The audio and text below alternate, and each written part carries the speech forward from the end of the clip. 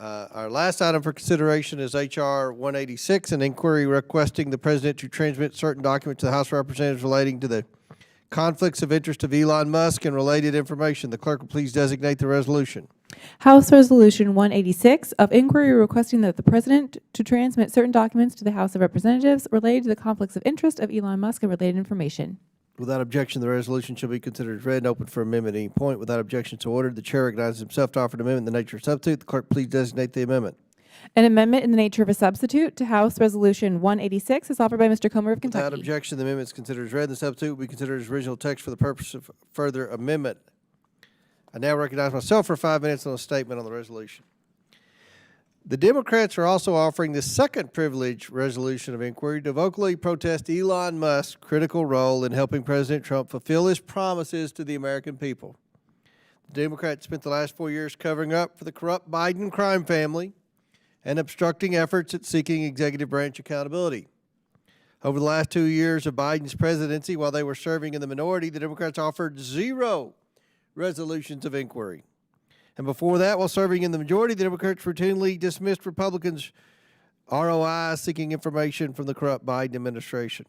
Elon Musk is offering his expertise in business best practices to assist President Trump in identifying new efficiencies for the federal bureaucracy. However, it seems Elon Musk's efforts in service of the administration's government efficiency and cost-cutting goals is the very reason for the Democrat skepticism and opposition to his involvement in this administration. I urge my colleagues to oppose this resolution of inquiry so that this committee may adversely report out this measure and move its privilege for consideration by the full House. I now recognize the ranking member. Thank you, Mr. Chairman. Our government is a great experiment, the first ever government designed to be of, by, and for the people. It is mostly made up of dedicated public servants who take an oath to serve the American people and support and defend the Constitution of the United States. No one swears loyalty to a king or an emperor or even the president or Congress, but to the Constitution. The oath is the foundation upon which every civil servant's career is built. Yet President Trump has shown, since the day he illegally fired 17 nonpartisan inspectors general across 18 agencies, that political loyalty is paramount. It's far more important to him than the interests of that oath that our civil servants take to protect the American people. Along with his chainsaw-wielding billionaire donor, Elon Musk, President Trump is working to turn a nation of laws for the people into a nation of grift for the wealthy. In an unprecedented arrangement, Trump has outsourced government in an unlawful and possibly unconstitutional way, conferring unprecedented powers on an unelected billionaire. While slashing federal government employees, programs, and services, Elon Musk remains in charge of a sprawling private sector business empire that continues to rely on billions of dollars in government funding and has been charged with managing his own conflicts of interest. As of February 2025, Musk has been promised a combined total of at least $38 billion in federal contracts, loans, subsidies, tax credits from federal and state governments. Musk continues to profit from taxpayer dollars and now finds himself in charge of determining which federal contracts the government will keep and which will be cut, an arrangement that runs afoul of the law and is a recipe for potential corruption. Musk's space exploration company, SpaceX, and its satellite and telecommunications subsidiary, Starlink, have benefited from a GSA multiple award schedule for satellite services and equipment through which the companies have received already $1.8 billion from various federal agencies since 2021. At the Department of Transportation, Musk's Doge operation has directed the firing of 400 employees at the federal FAA, which just months earlier fined Mr. Musk's SpaceX company for disregarding license requirements for 2 of its launches. Could that be retribution? Dodge has fired 4% of the 800-person workforce at the National Highway Traffic Safety Administration, which has opened 5 investigations into Tesla, several of which concern life-threatening flaws with the car's self-driving mode, including unexpected braking, loss of steering control, and crashes.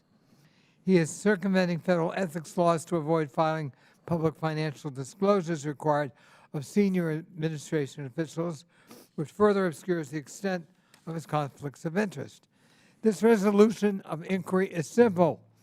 It would require the President to provide information about Musk's actual status within the federal government, any conflicts of interest Musk has related to his role in the federal government, and any federal contract involving Musk-owned company to which he serves on the board or on the board of directors. I did not introduce this resolution lightly, Mr. Chairman. In fact, committee Democrats have made numerous attempts to get this information before taking this step. We've sent 54 letters, over 400 requests. We've even requested you, Mr. Chairman, to invite him to testify, all to no avail. Given Musk's expansive influence in the Trump administration, the American people have a right to know this information. The American people have a right to know how an unelected billionaire bureaucrat is taking a chainsaw to their government, aggrandizing himself. I urge all of my colleagues to stand up for once for transparency and accountability, no matter who's in the White House, and to ensure that this government remains of, by, and for the people. I yield back. Gentleman yields back. Chair recognizes Mr. Min.